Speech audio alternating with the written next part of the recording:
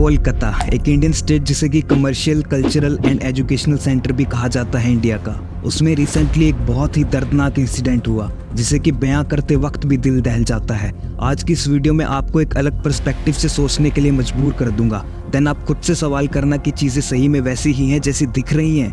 हम इस टॉपिक को कवर करने में थोड़ा सा लेट ज़रूर है, मे बी तब तक माहौल थोड़ा ठंडा हो जाए, पर इंडिया में बढ़ते केसेस नहीं, so it's better late than never. So without wasting your time, let's get started.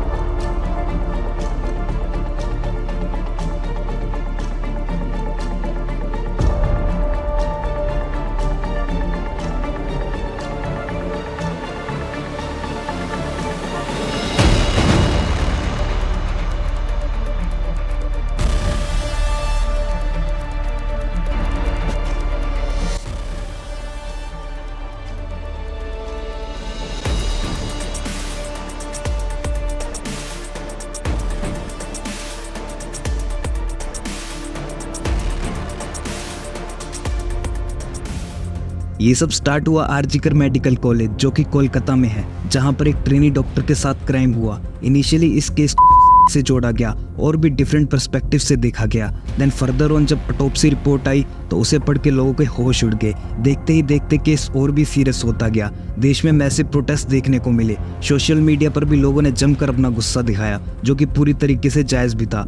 Personally जब मैंने खुद इस केस को एनालाइज किया तो मुझे भी फील हुआ कि एक टाइम को जानवर में भी इंसानियत आ जाए, पर इस केस से जुड़े हुए किसी भी कल्प्रिट में नहीं आई और विक्टिम की हालत तो बयां करने लायक ही नहीं थी। लड़की ने कर दिया है, ये खबर आई है हॉस्पिटल से। हम जब जाते हैं वहाँ हमको 3 घंटा खड़े रखा। ये दोनों हस्बैंड वाइफ अंदर जाते हैं सेमिनार रूम में, और ये पापा, बच्ची का शरीर में कोई कपड़ा नहीं था, पैर दोनों राइट एंगल में मिला।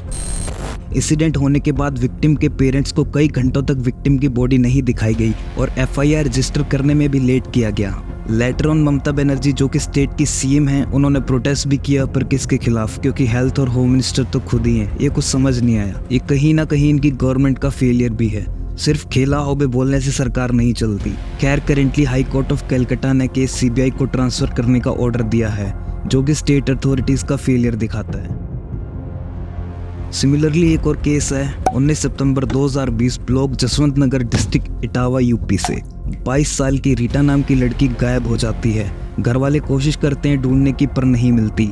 20 सितंबर 2020 को उसके घर वाले कंप्लेंट करते हैं। एक हफ्ते बाद एक किसान को कंकाल, लेडीज सैंडल, कुछ गहने खेत के किनारे से मिलते हैं, पर पहचान करना मुश्किल था कि वो कंकाल किसका है। और उस कंकाल को BR अम्बेडकर जॉइंट हॉस्पिटल के एक फ्रीजर में स्टोर करके रखा जाता है। रीटा के पेरेंट्स क्लेम करते रहते हैं कि ये कंकाल उनकी बेटी का है, पर पुलिस वाले कहाँ मानने वाले थे।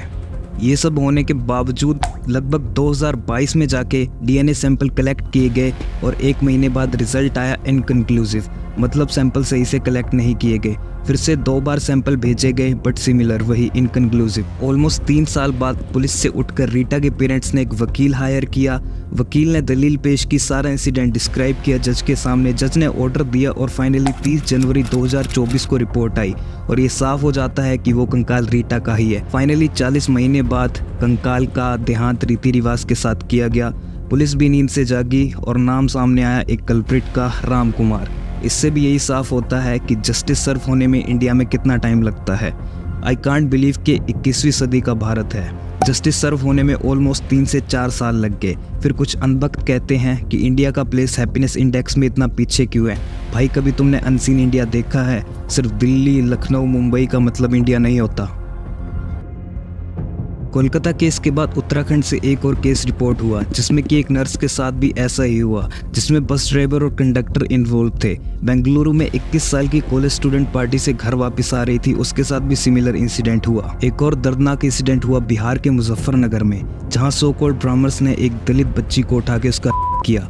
और अपने देश की जनता इतनी हिपोक्रेट है, वो इस एक केस को छोड़ के किसी केस पे बोलने के लिए तैयार ही नहीं है। NCRB का डेटा कहता है कि हर रोज 10 दलित वुमेन्स का होता है। तो ये केसेस सिमिलरली कोलकाता केस की तरह लोगों के अंदर गुस्सा क्यों नहीं जगा पाते?